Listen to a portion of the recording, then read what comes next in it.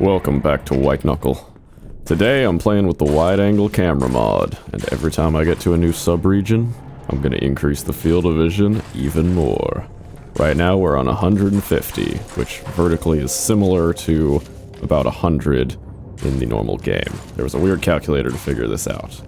This looks whack as hell. I must confess, most of you will not make it through this video, and that is a sacrifice I am willing to make. Funny enough, I actually already made this entire video, and then I decided to redo it because I watched it back. I even edited, fully rendered it, and I watched it back and it sucked. And I was like, alright, I cannot in good conscience make a video that is so unworthy of being watched. And so the real challenge of this video is not, can I complete White Knuckle with this crazy field of vision? I know that I can. The question is, can I make a video that is worth your time while also being physically painful to watch? We'll see. I do not know the answer, but I sure am gonna try. So, a little explanation for how this mod works. There are two different types of projections that you can use. A regular White Knuckle game, and most games, as far as I understand it, use a thing called rectilinear projection. So all the straight lines remain straight, and that does give you that weird effect where you feel like you're going super fast when you start increasing the FOV. And I think some people get some pretty whack motion sickness from that. What I'm on now is called Panini Projection, which is a very funny name. And I think there are some serious Panini fanboys out there because YouTube was suggesting this to me even before. Wow, these are horrible. Okay, I consider item perks to be basically unusable. But oh well. Do I wanna? Let's just go. Let's just go. So much shame. Worst room in the game. Perfect place to bump our FOV by 10. Now we're at 170. So anyway, Panini Projection. Basically, it's like you're on the inside of a cylinder. So vertical lines remain straight, and horizontal lines can bend. So it's not as nauseating as the other one that's included in this mod, which is stereographic, which is like almost spherical. Basically, none of the lines remain straight at any time. You get this whack fisheye effect. I originally did a run of that. I made it to Delta Labs and I just quit. It was painful. So I think Panini is definitely better than that. But once we get to super high FOV, Panini also gets kind of painful. Abyss is gonna be rough. It's doable, but it is hard to watch. So I am interested in y'all's feedback. What do you think of this magical Panini projection? Like, who is this for? Do you get motion sickness and this is somehow better? Or is this just super random? Because YouTube was suggesting videos where people are like, Panini projection, it's the best thing ever. And, you know, I'm not gonna lie, watching the video, they were charismatic. I got kind of hyped. And here we go. 180. I can see to the sides of my head. The charisma kind of got me. I was like, ooh, this Panini projection thing, they're so right. We should be using this instead of rectilinear. And then I played the game, and I don't know that I quite agree with that.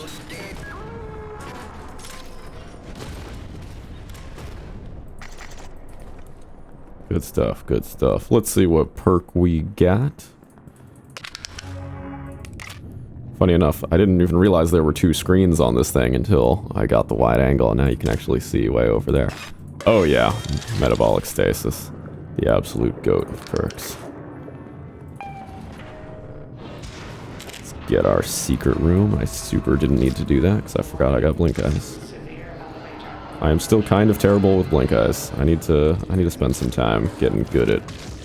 Ugh, okay, this is gonna be the most unwatchable part of this video, apparently. Get our secret room, keep our stuff kind of organized, and then we're gonna be off to expulsion shoot. Now, what I have found is that going vertically is actually not that bad with this this super high field of view. So, 190. Here we go. It's actually gonna be pretty chill, considering we got great items. See, look at that. because we're looking straight up and this is like basically a big cylinder itself. The Panini Projection actually not hard to look at all. I think it makes basically no difference. But we can just get through that guy nice and easy. Hell yeah. It feels almost weird that I'm not going faster, because I'm so used to rectilinear giving me like an artificial speed boost feeling, that this actually feels kind of disgusting. Alright, here we go.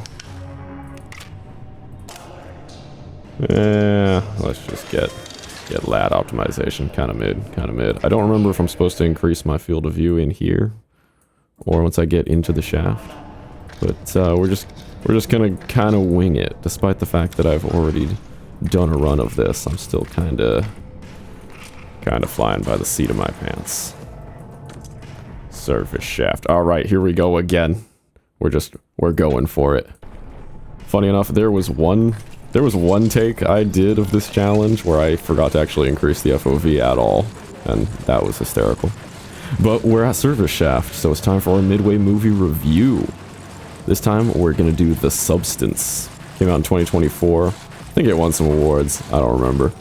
I often like stuff that doesn't win awards, but it's fantastic. It is a horror movie about this aging celebrity who, you know, she's turning, good God, 50. And so she's gonna be replaced by somebody younger and hotter than her. But she finds this black market drug called The Substance. They say the name of the thing. It's called The Substance, and it basically lets her create an alter ego version of herself that like climbs out of her back. It's really disgusting. It is a body horror movie. It's really gross. Super well done, but like, don't watch it and complain I didn't warn you, but do watch it. It's really good. It's extremely stylized. It uses a lot of wide-angle lenses. Oh, I'm at Haunted Pier. I can't remember if I increased it. We're going again. We're going again. I might have gotten distracted talking about The Substance. Very stylized shots with some wide-angle lenses, some really choppy, jumpy cuts. I originally encountered it just straight up on YouTube. There was like the scene where you meet Sue. It just popped up, and it's like The Substance meeting Sue, and I was like, I don't know what this even means. I'm just gonna check it out. Alright, here we go, Delta Labs. Going up again. We're just kind of winging this. The pipes are going to look super weird. The vents, rather. So it's super stylized with this, like, kind of music in the background of a lot of it, because this celebrity at this point is making these, like, 80s style Zumba exercise videos with, you know, lots of shots of people's butts. It's quite silly.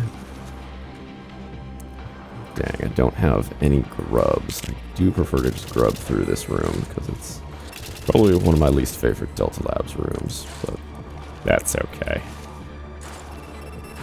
So, Substance, great movie. It's about a very tragic character.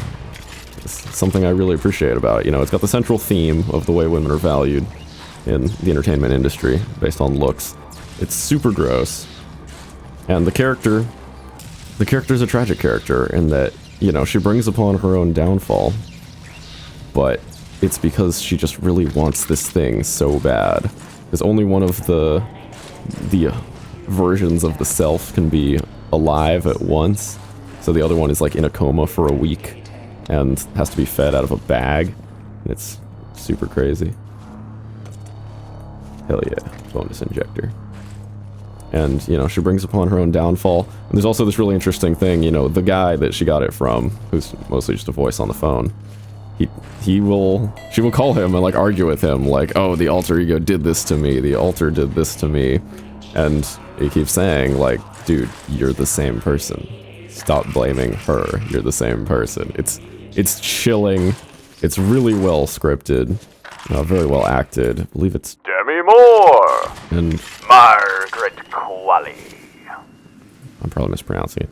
Super well done. And it's 2.5 hours long, and so you watch this movie, crazy stuff happens, and then you're like, oh my god, the movie's about to end, and then you realize the movie's still going. There's There's a very long, insane practical effects sequence towards the end that is just fantastic to watch. Highly recommend The Substance, but make sure you have a strong stomach and actually enjoy horror. Because if you don't like horror, then, you know, that's kind of on you. Alright, we made it to our abyss. Let's see here. Let's get our nice little lag spike loading screen, and let's bump it up. Okay. I think we're gonna sacrifice our artifact like we always do, because that's what artifacts are for. It's funny, on the subreddit the other day, somebody was posting a tier list that, you know, was just their opinion, as every tier list is. And I think it... oh god, see, now it's getting weird when we look up and down, it's nauseating, so I'm sure viewership is now 0. But to the 3 of you who are still here, somebody posted a tier list, and I think it's important when you make a tier list to describe what your goals are, because of course there are many different game modes in White Knuckle. But in my opinion, artifacts are all actually F tier. They're F tier because their only purpose is to be sacrificed. Wow, all of these items are kind of trash. Alright, let's just take that and go. I guess I'll use the rebars to boost or something.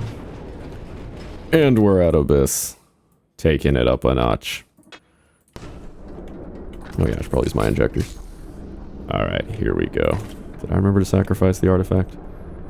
I think so. Yes, I did. Alright. This is where it gets really atrocious. As I pass things, you can see, look how badly that curves. I was on that platform and it was curving to that degree. It's absolutely unhinged. Oh no, I can't even see. I don't even know where I am. This is so horrible. And like, it's mostly not that bad. Like, if I'm just looking straight forward and running, until stuff gets close to me, it's not that bad. But if I look up and down, y'all are gonna straight up hurl. I cannot tell how far away anything is. The only reason I can tell how far I can jump some of the time is because I've played so much White Knuckle, I just have the level design memorized. But other than that, this is just atrocious. Deadman's, here we go. We're taking it up. 10 more. God, and as I tilt up and down, that is really where this becomes just truly heinous. So, sorry Panini bros, but I think this is something else. Although to be fair, rectilinear at super high fields of vision is also just completely unwatchable. I have the mode activated, and here we go again, 270 maximum field of vision. I have the mode activated in the mod that makes it so that we can actually see behind us, and that's why we're getting this super crazy distortion at this point. Otherwise, if you get to this such high FOV, it actually just puts black bars on the side, because it won't project behind you, but this is the full experience I'm giving you. You won't find Knuckle videos like this anywhere else, because it is truly torture. Good heavens. Okay, let's see if I can get the rebar. Yeah, I just straight up missed. I can't see at all.